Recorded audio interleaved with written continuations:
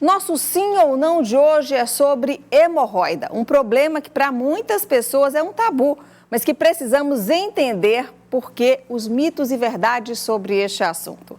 Então, a gente convidou aqui o doutor Marcelo, ele que é proctologista, ele já está aqui, olha, do ladinho da gente. Tudo bem, doutor Marcelo? Seja muito bem-vindo aqui ao Vida Saudável. Tudo bem com o senhor? Foi um prazer muito grande o convite para poder falar um pouco sobre hemorroidas e doença hemorroidária como um todo. Então, doutor Marcelo Ribeiro, a gente tem uma enquete que a gente coloca na nossa rede social, no nosso Instagram, e a gente acreditou que esse assunto, eles tinham perguntas interessantes sobre esse assunto. Eu vou colocar a enquete no ar, a gente fez a pergunta para os nossos seguidores no Instagram, e aí vamos para a primeira pergunta já, para o doutor Marcelo Ribeiro já responder aqui para a gente.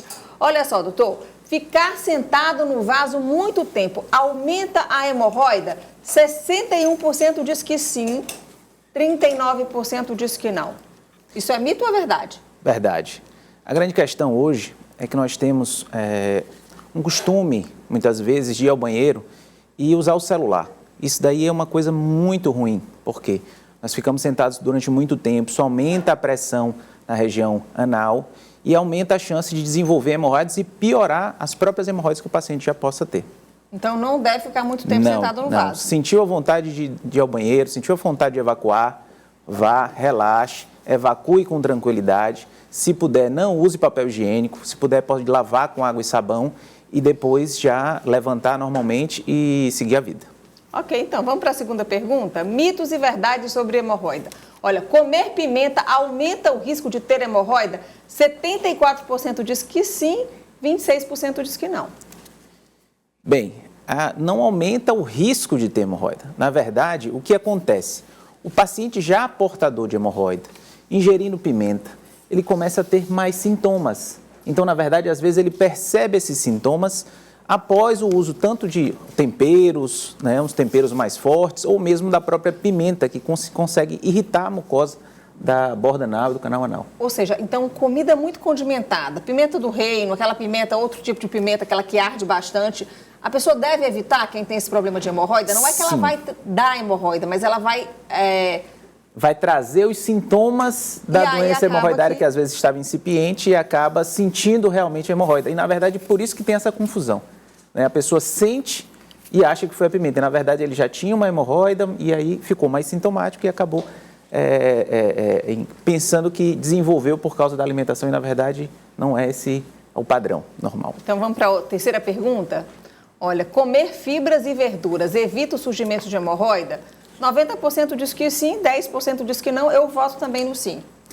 Bem, sim, né? E não só isso. Na verdade, hoje a gente tem, de acordo com a Sociedade Norte-Americana de Coloproctologia, a ingestão mínima para a mulher de 25 gramas de fibras dia e para o homem de 38 gramas. Isso associado a hábitos de vida, a atividade física diária e ingestão mínima de 2 litros de água. Então, somando tudo isso, tendo uma função intestinal mais adequada, indo ao banheiro quando realmente sente, ao invés de prender porque acha que se estiver em casa é mais confortável e tudo isso colabora para evitar a chance de ter hemorroida. Mas também tem vários fatores que podem trazer hemorroida também, não só esses. Ok, a gente vai falar mais sobre esse assunto no próximo bloco. Olha, hemorroida pode causar câncer? 68% diz que sim e 32% diz que não. E aí, doutor? Não, hemorroida não causa câncer. A grande questão é que, em alguns casos, a hemorroida sangra. E quando sangra, nós não podemos dizer, sem exames adequados, que é hemorroida. O paciente tem que procurar um especialista, tem que procurar um coloproctologista. O paciente é mandatório, com sangramento, fazer uma colonoscopia com anoscopia para poder evidenciar se a gente consegue avaliar se é só a hemorroida para oferecer o tratamento adequado a depender da graduação ou se ele pode ter alguma outra coisa, como um pólipo, como alguma lesão que a gente tem que estudar melhor para poder ver se ele tem que fazer um tratamento cirúrgico ou não. Bom, gente, a gente está conversando aqui com o doutor Marcelo Ribeiro, ele é proctologista. Eu vou pedir, doutor Marcelo, que o senhor continue aqui na nossa sala de visita. A produção está me dizendo que tem mais pergunta. Eu já estava passando. Olha, tem mais uma pergunta, a do papel higiênico. Olha aí, usar papel higiênico aumenta o risco de hemorroida? 38% diz que sim, 62% diz que não. Acho que a galera errou, ou não? Não, isso aí é uma incógnita. Não é que sim, não? Ao usar o papel higiênico, ele não vai fazer com que a pessoa tenha hemorroida. A grande questão é que, ao fazer o uso do papel higiênico, você vai ocorrer uma lesão no local onde vai fazer a limpeza.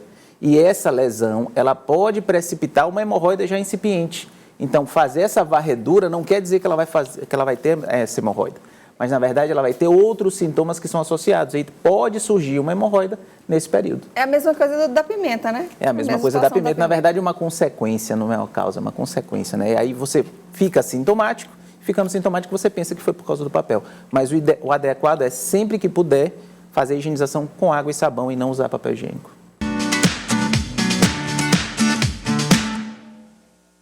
Bom, a gente continua com o assunto hemorroida e agora vamos entender melhor esse problema que, de acordo com a Sociedade Brasileira de Colonoproctologia, há uma estimativa de que metade da população mundial vai ser afetada por esta doença em algum momento da vida. Então, a gente segue aqui com a nossa entrevista com o Dr. Marcelo Ribeiro, que é proctologista. Se você tem alguma dúvida sobre esse assunto, aproveita para tirar aqui no Vida Saudável. Manda sua pergunta para a gente no 869-9927-0783. Bom, doutor Marcelo, agora já vamos entender por que acontecem as hemorroidas. Quais são as causas dessa doença? Bem, a doença hemorroidária, na verdade, hemorroida todos nós temos. Hemorroidas são coxins vasculares que tem dentro do canal anal, né? O canal anal é uma comunicação entre o reto e a borda do ânus. Então, a partir do momento que fezes muito ressecadas passam por esse canal, eles vão arrastando esses coxins e esses coxins vão ficando mais externalizados. Existem dois tipos de hemorroida, na verdade, a gente gradua uma hemorroida interna ou hemorroida externa. Existe uma hemorroida mista que é um pouco de cada. A hemorroida externa é o que é mais fácil de ver. Só um pouquinho, doutor Marcelo, a gente tem uma imagem que vai ficar bem mais fácil para as pessoas entenderem. Coloca aí uma das nossas cartelas aí, gente, a cartela, se eu não me engano, a cartela 2. Cartela 1, coloca a cartela 1. Bem, ali, o que nós temos na cartela 1? Primeiro nós temos o reto, o canal anal, né? Certo. E ali no final a gente tem uma protuberância. Quando você olha a protuberância que ela fica mais para fora, ela é uma hemorroida externa. Mas quando ela é uma protuberância que ela vem de dentro e vem descendo, ela é uma hemorroida interna que tem uma manifestação até chegar à parte externa.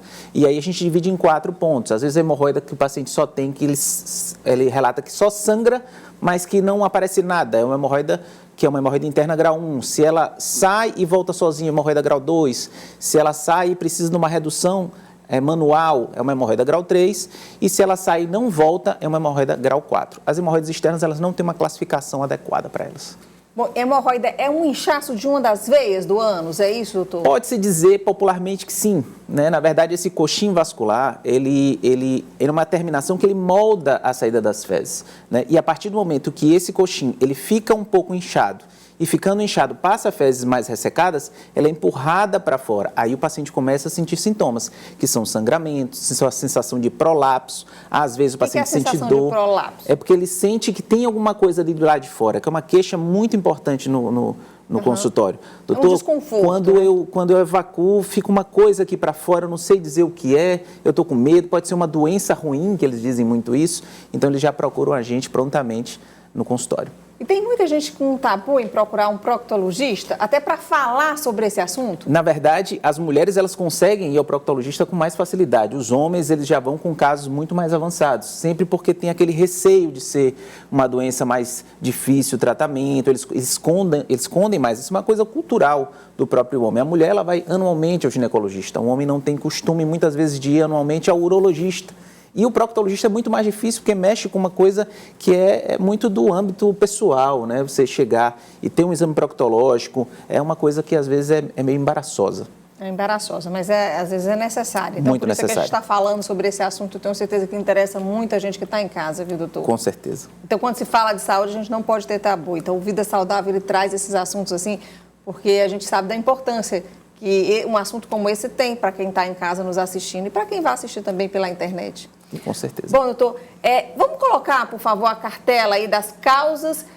O que causa a hemorroida? Olha só, principais causas hemorroidas, não é isso? Sedentarismo, inflamação da região anal, obesidade, prisão de ventre crônica, Trabalhar muitas horas em pé, é isso, doutor? Isso também. Envelhecimento e relaxamento das fibras de sustentação do esfíncter anal, é isso, doutor? Também. O processo de envelhecimento, ele faz com que ocorra todo um envelhecimento de todo o assoalho pélvico. E toda essa musculatura, ela tende a ter esse descenso em alguns pacientes. E esse descenso, ele gera esses quadros em pacientes bem mais idosos, né? E tem como a gente prevenir hemorroida? Prevenir hemorroida é hábito de vida, né? Você ter uma alimentação mais saudável, uma boa quantidade de fibras, o esforço evacuatório ele tem que ser um esforço normal, não um esforço de fazer a prensa abdominal, de botar muita força. As fezes têm que sair numa consistência adequada. A própria, às vezes as pessoas podem confundir. Ah, doutor, mas eu não sou constipado, eu tenho muita diarreia e eu tenho hemorroida.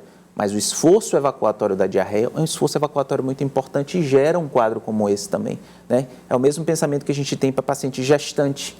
Você vê muitas gestantes tendo hemorroides porque elas têm uma dificuldade no retorno venoso. Você lembra que quando tem a gestação, as pernas ficam inchadas, então o sangue ele tem dificuldade de voltar. E isso na região do canal anal é idêntico. Então acaba que muitas vezes nas gestantes, às vezes a primeira vez que a pessoa vai ter hemorroida, a mulher no caso, é nesse período gestacional. Mulher tem uma predisposição maior para ter hemorroida do que homem, doutor? A predisposição da hemorroida para a mulher é mais baseada na constipação por ela ser mais comum na mulher. Até por um efeito hormonal, propriamente dito, o próprio uso do anticoncepcional oral em algumas mulheres aumenta muito a chance de ter constipação. Isso aí gera um quadro de hemorroida com mais facilidade na mulher. Bom, doutor, quem vai agora fazer as perguntas é o nosso público, tá bom? Solta a pergunta dos telespectadores. Olha, a pergunta do William. Oi, boa tarde. Toda vez que eu como alguma coisa, sinto ânsia de vômito. Isso pode ser por causa da hemorroida? Muito provavelmente não. O sintoma da ânsia de vômito, na verdade, é um sintoma mais alto. Então, o paciente deve procurar um gastroenterologista, um cirurgião do aparelho digestivo, fazer uma endoscopia digestiva para avaliar se ele tem alguma patologia no esôfago, no estômago, no duodeno, que justifique essa ânsia de vômito dele. Mais pergunta? Pode soltar? Olha, a Michele, ela é do bairro Mocambinho. Uso prolongado de antibióticos pode causar coceiras anal e inflamação da hemorroida? Sim, na verdade, o uso prolongado de antibióticos, ele pode fazer uma disbiose intestinal. O que é isso? O que é isso? Você vai mudar todo o padrão das bactérias comensais que estão dentro do intestino. Isso predispõe uma evacuação, muitas vezes diarreica, uma evacuação, muitas vezes, que a pessoa tem muita urgência, evolui com 5, 6 evacuações diárias, isso mexe em toda a microbiota intestinal. Mexendo na microbiota intestinal, pode causar prurido, tá? Pode dar esses sintomas e esse quadro como um todo pode gerar hemorroidas também. Doutor, e qual é o tratamento para hemorroida? Tem cura? Hemorroida tem cura, na verdade, o tratamento inicial sempre é um tratamento clínico. Mudança do estilo de vida, mudança na alimentação, melhora da ingestão de água. Para pacientes sintomáticos, a gente já começa um tratamento clínico usando medicações como flavonoides, como pomadas tópicas. O banho de assento com água morna é extremamente importante, porque melhora muito, relaxa o esfíncter, melhora a reabsorção, né? E alguns pacientes que não têm a possibilidade de ter uma melhora com o tratamento clínico, a gente tem uma série de possibilidades cirúrgicas para fazer, né? Seja cirurgia em ambiente ambulatorial, como a eletrocoagulação, a gente tem a crioterapia, que são mais de exceção, como as técnicas cirúrgicas que a gente pode oferecer, como uma hemorroidectomia grampeada, excisional, por ultrassom, tem várias modalidades, mas a gente tem que individualizar cada paciente nesse caso. Qual é a diferença de hemorroida para fissura anal? A hemorroida, na verdade, é um prolapso da região da mucosa que fica para o lado de fora, muitas vezes, e que sangra. A fissura já é uma lesão na borda do ânus, que ela pode ser ocasionada também por quadros de constipação ou por traumas também que pode acontecer. E essa fissura, ela tem uma possibilidade, muitas vezes, de tratamento clínico, mas às vezes a gente tem que desembocar até no tratamento cirúrgico. É mesmo, doutor? Tem. Então tá bom. Muito obrigada, doutor Marcelo, pelas suas informações muito esclarecedoras aqui pra gente. Pena que a gente não pode fazer mais pergunta aqui. Eu sei que o senhor tem cirurgia marcada, né? Precisa correr aqui para o hospital também. Muitíssimo obrigada pelas suas informações, tá bom? Tá ótimo, eu que agradeço. Bom, gente, a gente conversou aqui com o doutor Marcelo Ribeiro, ele é proctologista, a gente agradece demais. Muito obrigada.